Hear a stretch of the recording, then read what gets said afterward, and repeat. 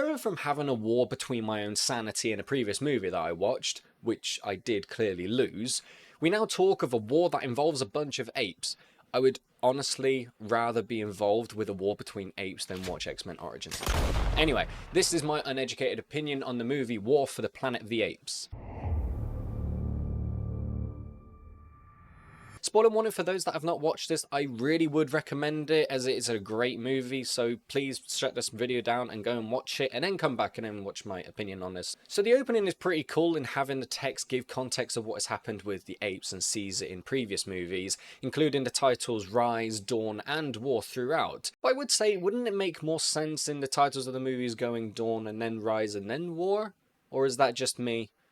But either way, that's just me having this little nitpick about the titles of the movie, like that matters too much. I really like how it presents that there have been some apes who have defected away from Caesar and assisting the humans in their first assault on the ape outpost. It immediately gives us this notion that this movie isn't just going to be black and white and it's going to be filled with characters both ape and humans who have really complex beliefs. It is explained initially that the apes who have defected were followers of Cobra, and after thinking about it, I don't see why these apes would voluntarily go towards the humans against Caesar, because that goes against everything that Cobra stood for and his opinions of humans. My headcanon is that they were obviously in favor of overthrowing Caesar as the leader of the apes, so they left the tribe and got captured and were forced to assist the humans, and if they were given the opportunity to escape at any time, they would generally take that. This movie is already 2 hours and 20 minutes long, so I'm kind of glad that they don't explain every single detail of what happened in between the movies. Seeing how apprehensive and nervous the character Winter was, you can clearly see that he was going to switch sides to the humans,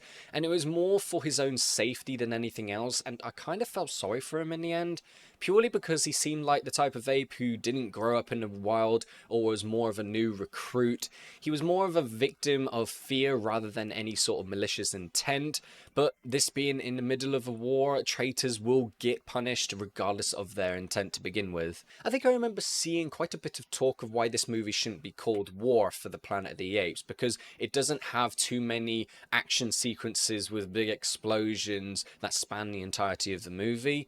But I completely disagree. Just because this isn't a Saving Private Ryan level of a war movie doesn't mean that there isn't conflicts happening throughout. There are many factors involved which is present in every single war. For example, characters having constant battles with their own ideas and integrities.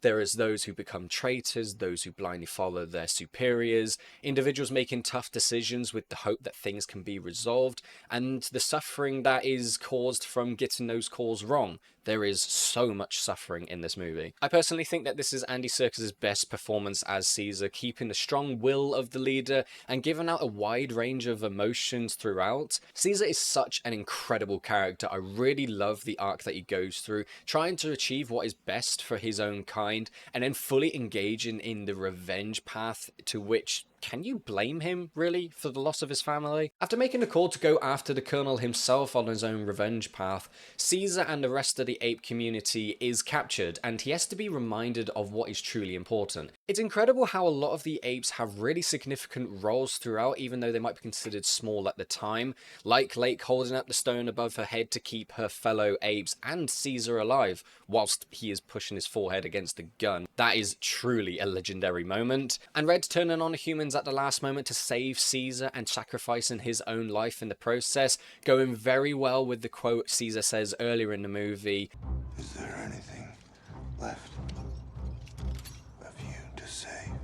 Hell, even the little girl Noah, played brilliantly by Amaya Miller, does her part in helping Caesar get his strength back and lead the apes in their escape. Having her join the party was a really smart choice, as it gives Caesar another perspective in the war, as it is one that has victims on both sides, and enables him to keep his mind in check for the most part. Even though these movies had been called Planet of the Apes up to this point, we had only really been following Caesar and his community of apes, so it's really refreshing to finally learn that there are other apes out there that had been affected by the virus, which introduces us to Bad Ape, played wonderfully by Steve Zahn. Steve Zahn? Steve Zane?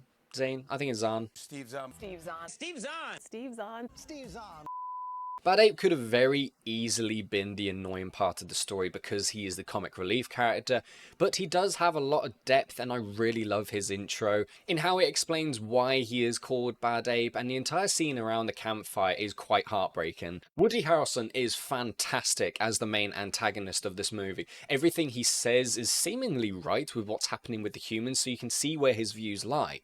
His belief that the new strain of the simian flu is making the humans more primitive, but we know that is not true since we've had Nova at our side, and she seemingly has a range of intelligence, but just can't speak. She adapts to situations really quickly, and it shows that the Colonel, through making his quick decisions, has a real lack of understanding about the entire situation. His ruthlessness and pushing back against the current laws of nature, but of course with the best villains with sympathetic aspects, they have to have views which are unforgivable. And his way of thinking about being too personal is just that step too far, which is ironic since that his entire stance of this war is brought about by his own personal loss and his emotions. But it's also completely reasonable wanting the Colonel dead after his actions within the ape colony earlier in the movie. They really make it terrifying to see how much destruction the Colonel can bring, as he just wants to get the job done and cut off any emotions, well, other than revenge. This movie, in a way, reminds me of the ending of Red Dead Redemption 2, and spoilers for that if you haven't played it, it's an incredible game, one of the greatest ever made. Ultimately, giving into revenge will just lead to your death or just a life of misery, and although Caesar didn't pull the trigger on the Colonel at the end of the movie, his choice of going that far to get to him ultimately ended with him getting mortally wounded. I can't not talk about my personal favourite character in this being Maurice, played brilliantly by Karen Canova, the wisest ape of them all, and has so many touching moments throughout the entirety of the trilogy, specifically in this one when he's saying he wants to make sure that Caesar comes back alive, and even in the smaller moments with Name and Nova. Also, a quick mention of the sound design of the entire movie, but specifically Maurice right at the end when he is mourning Caesar's death. It is so subtle and fantastic.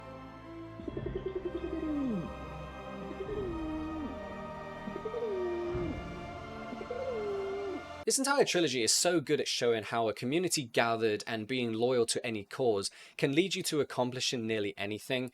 Well, I say nearly anything because the humans at the end had a pretty strong togetherness, but couldn't stop a giant avalanche, could it? Overall, Matt Reeves did an absolutely phenomenal job with crafting these last two Ape movies together, and it's also never looked visually better. The climate affecting the characters and how the apes look more withered in their older state. It's just a shame that this movie came out the same year Blade Runner 2049 did, where Denis Villeneuve and Roger Deakins worked up a visual treasure. So the budget of this movie was $150 million, which is actually lower than the previous installment, and at the worldwide box office this grossed $490.7 million. That is not the greatest of returns, and I'm not sure why this movie did worse than the previous one. I feel it is just as good and a fantastic end to this trilogy. Now, just like with every opinionated video, let's look at a trailer to see if it's any good. No, no, no.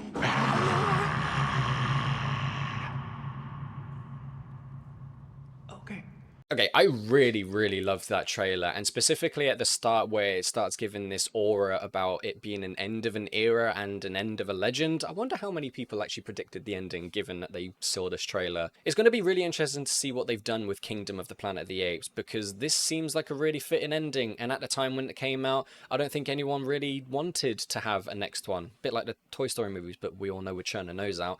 But then again, I've heard Kingdom is actually really good, and it's completely on me that it's been out for ages and I haven't seen it yet, but I will do soon. And that's about it for another opinion video. Thank you everybody so much for watching. Give it a like if you enjoyed it, and give us a comment down below what I could do better for next time, and what did you think about the movie? Where does it rank within the trilogy and the other previous Planet of the Apes movies that's come out? Share around with your friends and family if you think they'd enjoy this sort of content. Subscribe, ding the notification bell if you are interested to see more stuff that I put out in the future. And I stream on twitch.tv/Rizikins. There I've just completed Dark Souls 1 and I'm going through Dark Souls 2. Pray for me. I also stream with my girlfriend Jem and Razzie where we play co-op games together, and I hope to see you there. Thank you everybody so much again, and take care.